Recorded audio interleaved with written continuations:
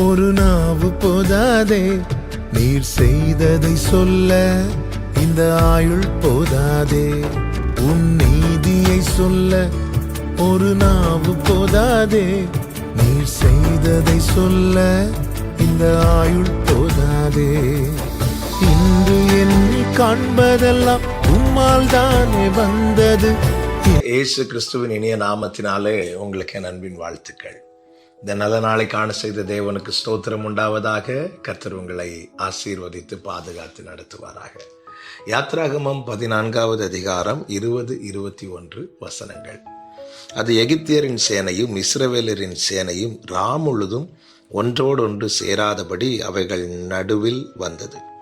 எகிப்தியருக்கு அது மேகமும் அந்தகாரமும் இருந்தது, இஸ்ரவேலருக்கோ அது இரவை வெளிச்சமாக்கிற்று. மோசே தன் கையை சமுத்திரத்தின் மேல் நீட்டினான். அப்பொழுது கர்த்தர் முழுதும் பலத்த காற்றினாலும் சமுத்திரம் ஒதுங்கும்படி செய்து அதை வறண்டு போக பண்ணினார்.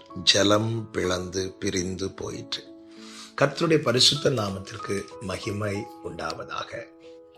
இஸ்ரவேல் ஜனங்கள் எகிப்திலிருந்து புறப்பட்டு வருகிறார்கள். இரத்தத்தாலே மீட்கப்பட்டவர்களாய் எகிப்திலிருந்து அடிமைத்தன கட்டிலிருந்து விடுதலை பெற்றவர்களாய் புறப்பட்டு வருகிறார்கள். பெலிஸ்தியர் தேசம் வழியாய் செல்வது சமீபமாய் இருந்தாலும் அந்த வழியாய் நடத்தாமல் இஸ்ரவேலரை கர்த்தர் சிவந்த சமுத்திரம் வழியாய் நடத்தினார் என்று வேதம் நமக்கு காண்பிக்கிறது. இப்பொழுது அந்த செங்கடல் முன்பாக நிற்கிறார்கள். பார்வோன் சேனை பின்னாக தொடர்ந்து வருகிறான். இந்த நேரத்தில் தான் ஒரு காரியம் நடக்கிறது. என்ன காரியம் என்றால், எகிப்தின் சேனை இஸ்ரவேலை சேராதபடிக்கு மேகஸ்தம்பம் நடுவாக நிற்கிறது. நின்று செய்கிற அடுத்த காரியம், அந்த இரவை இஸ்ரவேலருக்கு வெளிச்சமாக்கிற்று. இந்த நாளில் என்னை கேட்டுக்கொண்டிருக்கிற அன்பு சகோதரா சகோதரி, கர்த்தர் தருகிற வார்த்தை இதுதான். மரணத்துக்கும் உங்களுக்கும் ஒரு அடி தூரம் என்கிற நிலையில் வந்த பிறகும் அது உங்களை சேர விடாதபடிக்கு கர்த்தர் உங்களை காக்கிறார் என்றால் புரிந்து கொள்ளுங்கள், உங்கள் வாழ்க்கையிலே பயணம் இன்னும் தொடர வேண்டி இருக்கிறது. நாம் நிர்மூலமாகாதிருப்பது கர்த்தருடைய கிருபை. முடிந்ததென்று நினைத்த இடத்துல பார்வோன் எகிப்திலிருந்து வேகமாய் புறப்பட்டு வந்தான். ஆனால் இப்பொழுது எகிப்தின் சேனைக்கும் இஸ்ரவேலின் சேனைக்கும் நடுவாக அந்த மேக ஸ்தம்பம் நிற்கிறதல்லவா, அவ்வளவு டிஸ்டன்ஸ் தான் இருக்கிறது.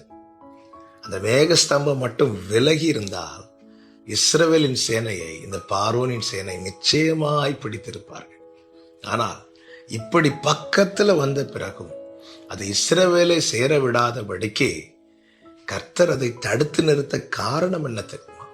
காரணம் ஒன்றுதான், இஸ்ரவேலே, நீ செல்ல வேண்டிய பிரயாணம் இன்னும் இருக்கிறது.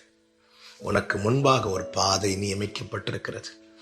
அந்த நியமிக்கப்பட்ட பாதையை மூடி இருந்த சமுத்திரத்தை விலக்கும்படிக்கு கர்த்தர் காற்றை அனுப்பினார். எகிப்தை சேரவிடாதபடிக்கு கர்த்தர் மேகஸ்தம்பத்தில் நடுவாக நின்றார். அந்த இரவு இவர்களுடைய நம்பிக்கையை இழந்து போகாதபடிக்கு கர்த்தர் வெளிச்சத்தை கட்டளையிட்டார். வெளிச்சமாகவும் மேகஸ்தம்பமாகவும் காற்றாகவும் நம்முடைய வாழ்க்கையிலே கர்த்தர் இவ்வளவு துரிதமாய் இவ்வளவு வேகமாய் செயல்படுகிறதுனாலதான் நம்முடைய வாழ்க்கையில எத்தனையோ மரண தருவாய்கள். உன் பக்கத்தில் 1000, உன் வலதுபுறத்தில் 10,000. நம் கண்களுக்கு முன்பாகவே இது நடக்கிறது. நாம் காக்கப்படுவதற்கு காரணம் என்ன தெரியுமா? நம்முடைய வாழ்க்கையில இன்னும் பிரயாணம் இருக்கிறது. என்னை கேட்டுக்கொண்டிருக்கிற அன்பு சகோதரா சகோதரி, என் வாழ்க்கையில மட்டும் இவ்வளவு பிரச்சனைன்னு சொல்லி பிரச்சனையை பார்க்காதீங்க. பிரச்சனையை மட்டும் பார்க்காதீங்க. மேகஸ்தம்பத்தில் அவர் நின்று காக்கிறார் அல்லவா? நம்பிக்கை இழந்த பல இருளின் அனுபவத்திலும் வார்த்தை என்கிற வெளிச்சத்தை தந்து நம்பிக்கையை தந்து நடத்துகிறார் அல்லவா? நமக்கு முன்பாக அடுத்து என்ன செய்வது என்று அறியாத நேரத்தில் எல்லாம் தம்முடைய காற்றை அனுப்பி ஒவ்வொரு சூழ்நிலையில ஒவ்வொரு வழியை காண்பித்து நடத்துகிறார் அல்லவா? இரத்தத்தால் உங்களை மீட்டு எகிப்திலிருந்து கொண்டு வந்தது சிவந்த சமுத்திரத்திலே மடிந்து போக பண்ணவா? இல்ல, வாக்குத்தத்தம் பண்ணப்பட்ட கானானிலே கொண்டு போய் சேர்ப்பதற்கு. இந்த தேவன் என்றென்றைக்கு உள்ள சதா காலத்திலும் நம்முடைய தேவன் மரண பரியந்தம் நம்மை நடத்துவார். நல்ல தகப்பனை, இரக்கமுள்ள பிதாவே, எங்கள் வாழ்க்கையின் பயணத்தை நிர்ணயித்தது நீர், நடத்துகிறது நீர். எந்த எகிப்தின் சேனைக்கும் ஆண்டவரே, மற்ற எந்த சூழ்நிலைக்கும் நீர் எங்களை விட்டு கொடுக்க மாட்டீரென நம்பி உம்முடைய சமூகத்தில் எங்களை அர்ப்பணிக்கிறோம். ஒவ்வொருடைய வாழ்க்கையிலும் இதுதான் கடைசி என்று ஆண்டவரை யார் வேதனையோடு இதை கேட்டுக்கொண்டிருக்கிறார்களோ, இந்த வார்த்தை அவர்களுக்குள்ள கிரியை செய்யட்டும். இன்னும் பிரயாணம் இருக்கிறது. கர்த்தர் அப்படியே ஆசீர்வதி. இயேசுவின் நாமத்தில் பிதாவே, ஆமென்.